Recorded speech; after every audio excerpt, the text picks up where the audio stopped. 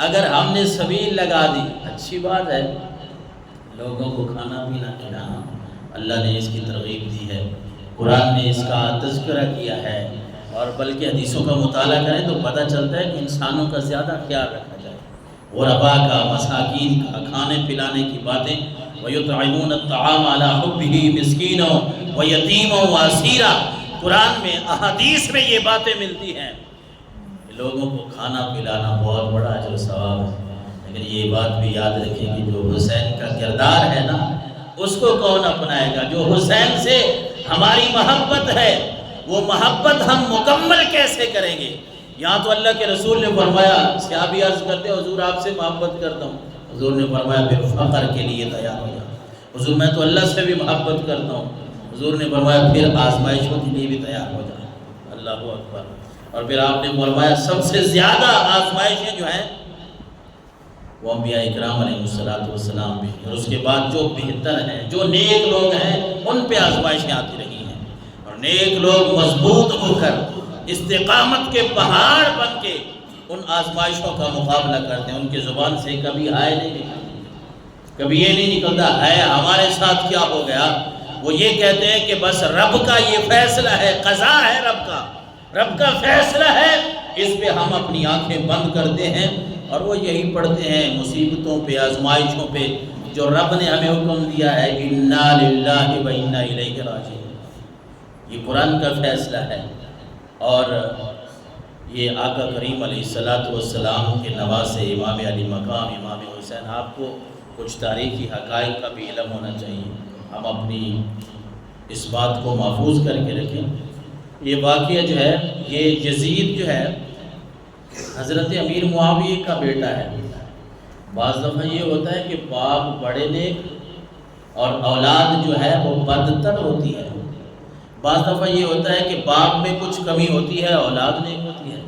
یہ فطرت کا نظام ہے، قدرت کا نظام ہے۔ لیکن یزید جب تخت پہ آتا ہے، ایک طرف میں یہ بات پڑھ رہا تھا اور آپ حیران ہوں گے، ایک طرف حضرت امیر معاویہ یزید کا والد ہے، اور وہ وصال سے پہلے وصیت کرتا ہے، حضرت امیر معاویہ وصیت کرتے ہیں کہ میرے پاس ایک ازار ہے، ازار چادر، آپ صلی اللہ علیہ وسلم کی چادر جو آپ باندھتے تھے، جسے ہم دھوتی کہتے ہیں، نیچے کی باندھتے شلوار کی جگہ۔ ایک اور چادر تھی جو اوپر والی، جو اوپر اوڑھتے تھے آپ صلی اللہ علیہ وسلم۔ حضرت امیر معاویہ کے پاس ایک ازار ہے، ایک چادر ہے، حضور کے منہ مبارک، بال مبارک کچھ ہیں، اور ایک طرف حضور علیہ السلام کی اس وقت کے مطابق جس کو ہم ناخن تراش کہہ لیں، جو ناخن کاٹنے کا آلہ تھا، وہ بھی حضور علیہ السلام کے استعمال شدہ چیزیں یہ حضرت امیر معاویہ کے پاس۔ حضرت امیر معاویہ نے وصیت لکھی تھی کہ جب میں مر جاؤں نا تو مجھے انہی چادروں میں کفن دینا، حضور کے بال بھی میرے کفن میں رکھ دینا، یہ حضور کے وہ جس سے آپ ناخن تراشتے تھے یہ بھی میرے کفن میں رکھ دینا۔ لیکن اس ظالم ناہنجار کو یہ سمجھ نہ لگی کہ ایک طرف میرے والد حضور سے نسبت رکھنے والی چیزوں کو اپنے کفن میں رکھوا رہے ہیں،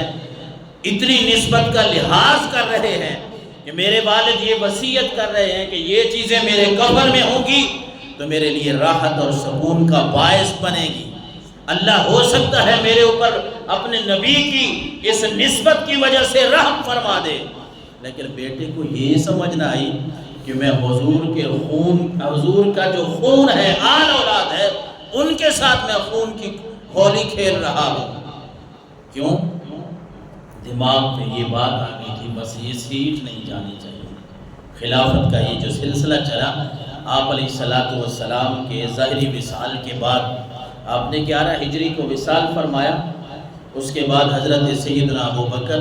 حضرت سیدنا عمر فاروق، حضرت سیدنا عثمان غنی، علی المرتضیٰ شیر خدا رضی اللہ تعالیٰ عنہ، حضرت امام حسن، حضرت امیر معاویہ، اس کے بعد 60 ہجری کو، یعنی حضور کی زندگی کے تقریباً کوئی 50 سال کے بعد یہ واقعہ پیش ہوا ہے۔ آپ صلی اللہ علیہ وسلم ظاہراً جب اس دنیا سے تشریف لے گئے، اس کے 50 سال بعد یہ واقعہ رونما ہوتا ہے، اور اس کے ہتھے جب یہ خلافت اور حکومت چڑھتی ہے، اور یہ پہلا آدمی ہے اس وقت کے مطابق جو مسلمان بھی اپنے آپ کو مسلمان سمجھتا ہے، صرف کلمہ بابیو نہیں پڑھتا، یہ جمعہ پڑھاتا تھا یزید۔ آپ کو اس بات کا علم ہونا چاہیے، حافظ قرآن بھی تھا، حافظ قرآن تھا، جمعے بھی پڑھاتا تھا، اپنے آپ کو مسلمان سمجھتا تھا۔ یہ جنگ حق اور باطل کی جنگ ہے۔ جس طرح آج بھی جو مسلمان اپنے آپ کو سمجھتے ہیں لیکن باطل کا ساتھ دیتے ہیں، یہ آج بھی ہے۔ مسلمان ہیں، اپنے آپ کو مسلمان سمجھتے ہیں، لیکن جب حق اور باطل کی بات آتی ہے تو وہ باطل کے صف میں چھپے ہوتے ہیں۔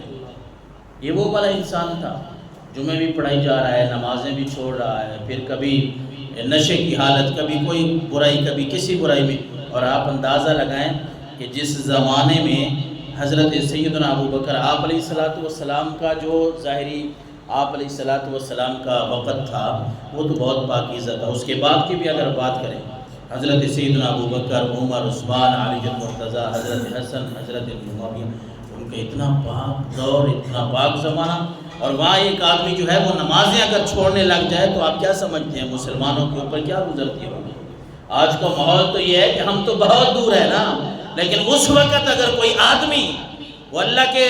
رسول کے خلاف کوئی بات کرنے لگ جائے تو آپ کیا سمجھتے ہیں کہ کیا گزری ہوگی مسلمانوں پہ؟ اور ہم نے تو